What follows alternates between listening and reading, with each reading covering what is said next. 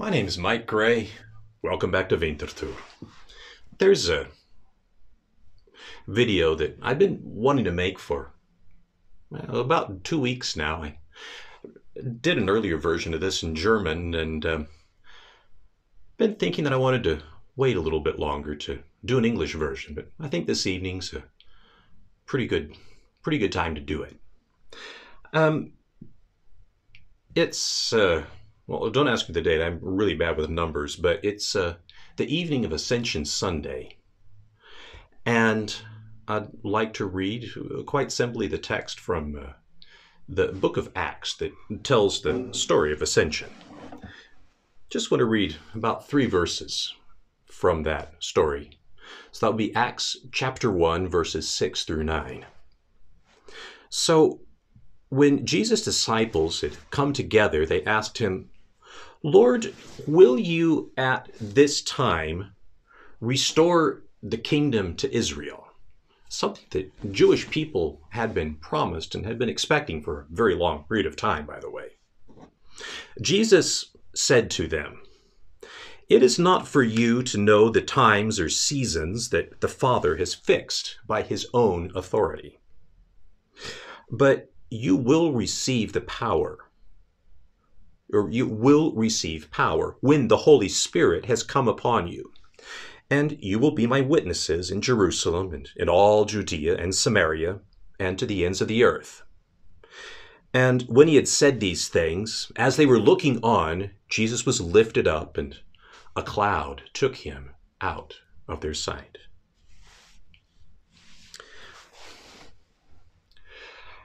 Now, in times of social distancing or physical distancing, and whatever the difference is supposed to be between the two of them, saying that, well, it's become quite popular to say that Ascension is when Jesus decided to start working from home. It's a pretty good joke, and it works. But there's something that I'd like to think about in English this evening that goes a little bit deeper than that. And it has to do with physical distancing and how physical distancing is an important part of growing up, or maybe just distancing in general. The Ascension story gives us a record of the early church dealing with a paradoxical reality. And the one side of the paradox is that the first people who were involved in the movement that became Christianity, they had experienced being close to this man they knew as Jesus of Nazareth, the person we now call Jesus Christ. And the simple experience of being around this man meant so much to them that they wanted to follow him. They wanted everything in their lives to be part of what he was trying to do and trying to start. That's the one side. But you see, there's another side of this paradox. Even though Christianity grew out of the experience of being close to Jesus, Christianity as a movement grew and matured in his absence. In fact, if you're more of a critically or a skeptically minded theology, you'd probably at this point want to say, well, yeah, basically Ascension is Christians trying to explain away the fact that, whatever happened with the resurrection, Jesus wasn't around for much longer afterwards. They had to make some kind of a story to cover over that one. I don't want to get into that this evening. Solving historical problems without even having a YouTube video to debate about is, well, let's just say it's above my pay grade. What I would like to talk about, though, is how, well, think about it this way. Think about it in terms of the experience of a little boy, just about 5 years old, but as I recall, not quite, whose mother had always told him about what an exciting thing it would be to grow up, to go to school, to learn things, well, yeah, as I said, to be a grown-up. That little boy was me, quite obviously. Um, and then that little boy being taken to a very small Christian kindergarten for the very first time and being introduced to Mrs. Let's call her Mrs. Stilson. I don't think that was her real name, but a very kind, sweet lady. As I recall, she was also like a Sunday school teacher at our church. Um, and, being quite excited about this because I've been told that, going to kindergarten, that was, my first big step on the way to being a grown up. And then my mother did something terrible. She turned around. She left the room. She climbed into her car and she left me all alone to face the terrors of kindergarten and Mrs. Stilson, who, by the way, was a very kind woman, all by myself.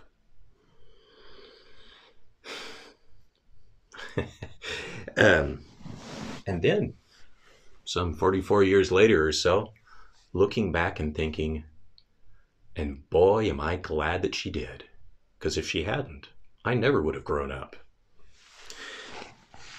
When I think about that experience, I then find myself thinking about the disciples' experience in a somewhat different light.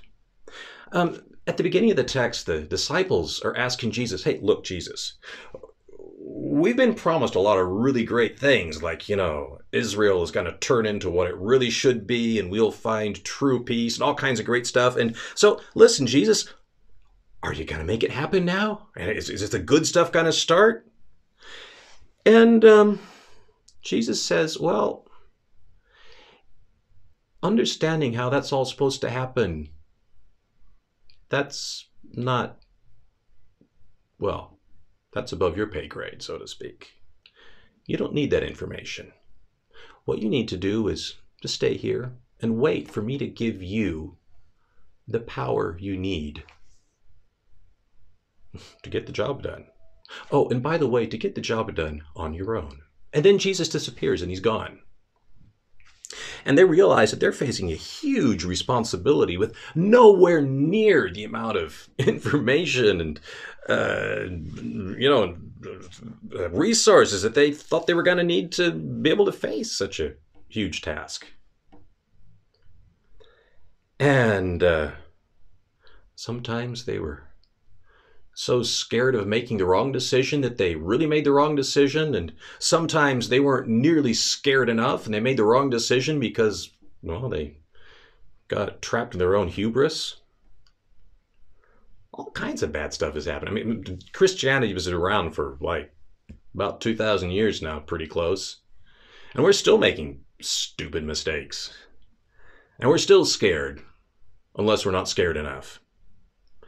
And yet, here we are, still in the process of growing up. And maybe even not doing quite as bad as we sometimes think. I said that I've already done a German version of this video, and I did that German version actually exactly 2 weeks ago. It was a little bit weird talking about Ascension Sunday 2 weeks from when Ascension was actually going to happen, particularly right now because I really wanted to talk about the Cronus situation. But I also realized that the whole pandemic is developing so fast and things change so quickly that whatever I talked about on whatever the day was 2 weeks ago, by the way, it was Mother's Day, was going to be a far cry from what it was actually going to end up being when people saw it this week. And as a matter of fact, that was right. When I first made that video, it really seemed like we as a human species right now are kind of having an ascension experience of our own, struggling to find answers to questions that we just don't have enough information to answer. Specifically here in Switzerland at the time, we as a country had just gone through our phase 1 of reopening the country after being on complete lockdown. Um, at the time, the barber shops had just opened. I think I just had my first haircut. And in a couple of days, we were going to enter phase two, opening schools. And people were really, really concerned, i.e., people were having lots of vehement fights about whether reopening the schools was a really good idea, something that should have never been closed in the first place, or something that was a really bad idea and should be put off because maybe a whole lot of people get sick. And I talked about that in the video. Well, as it turned out, so far so good. Schools have reopened, although with a whole lot of conditions people weren't initially expecting, in smaller classes and just really super complicated. But actually the number of infections has continued to drop. And over the last week or so, we've kind of been averaging definitely less than 100 and usually less than 50, in fact. To this weekend, I think it was under 20. So far, so good. So, maybe we shouldn't have been so scared after all. At this point, actually, we're moving into something like phase 2.5 of the reopening after the lockdown. Just recently, all of a sudden, pretty much out of the blue, as far as I could tell, the Swiss government said, oh, but you know what? And churches are going to be able to reopen all over the country as of Pentecost. That's about a week from now. And my first thought was, yeah, okay, that's great. I'm looking forward to that. We were going to have to wait longer, but let's do this. A second thought was, well, gosh, how do we do it? Because, we're going to be wearing masks, or how far do we have to sit, and so on and so forth. I don't need to go into all of that. But, I was starting to get a pretty good feeling about that until just this afternoon, all of a sudden, a new piece of news came out that recently about 100 people in Germany all got the virus from going to a church service. And going to church service at which they respected a whole lot of very strict rules, too. So here we are again, faced with huge challenges.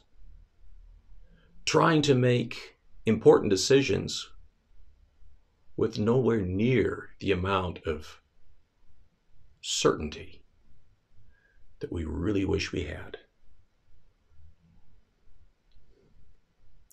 What's the right answer? How do we speed up this growing up process when we're overwhelmed by the stuff we're having to face? I wish there were a shortcut. As far as I can tell, the scary reality of growing up is that whatever the questions are we're facing right now, by the time we found the perfect answers to them, the questions will no longer be all that relevant. Chances are we'll be facing an entirely new set of questions. But you know what the ascension story tells me about these challenges?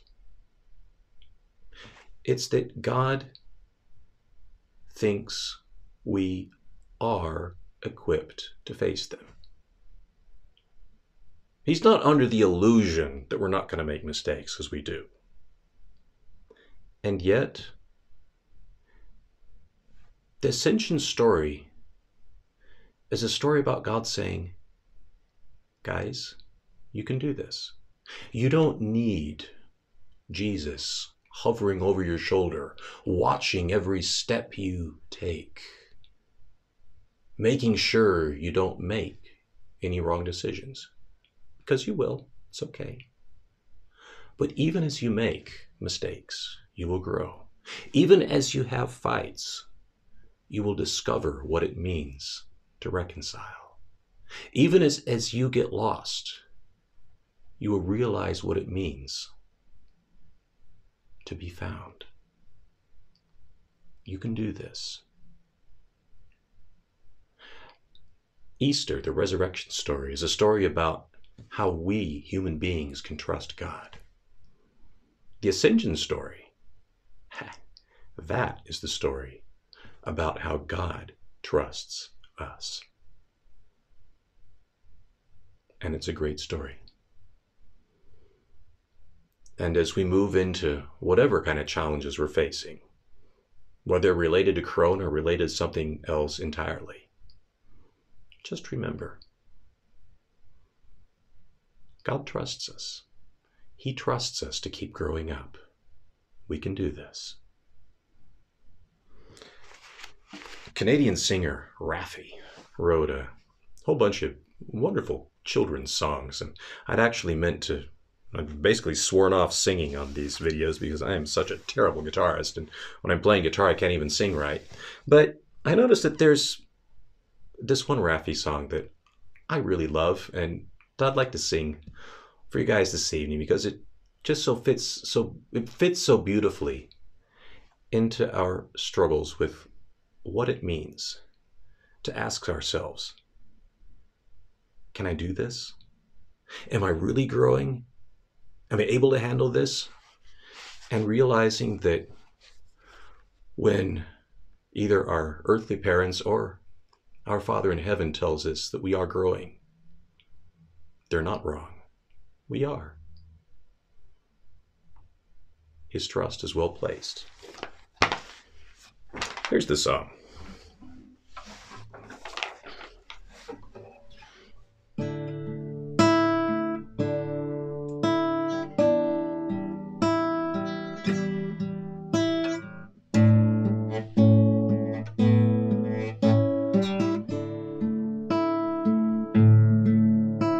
I wonder if I'm growing. I wonder if I'm growing. Mom says yes, I'm growing, but it's hard for me to see. Mom says eat your sandwich, it'll make you grow big and tall. But when I eat my sandwich, it's hardly bigger at all. So I wonder if I'm growing. I wonder if I'm growing. Mom says yes, I'm growing, but it's hard for me to see.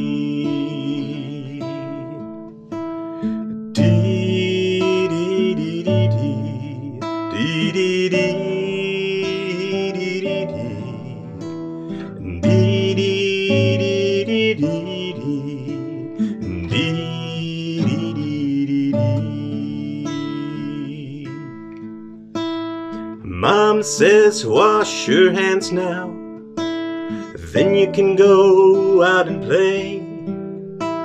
Hey, I can reach the tap now for the very first time today. And I think I must be growing. Yes, I know I'm really growing. Mom says yes, I'm growing, and now I know it's true. And I think I must be growing. Yes, I know I'm really growing. Mom says yes, I'm growing, and now I know it's true.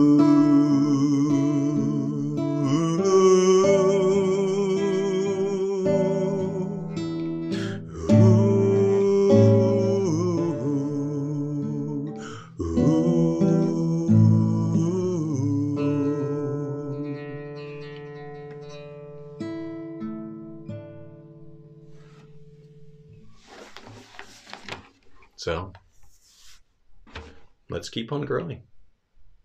We will. We can trust God. And apparently, God can trust us. May God bless you and keep you. May He make His face to shine upon you and be gracious unto you. May He lift up His countenance upon you and give you, me too, His peace. Amen.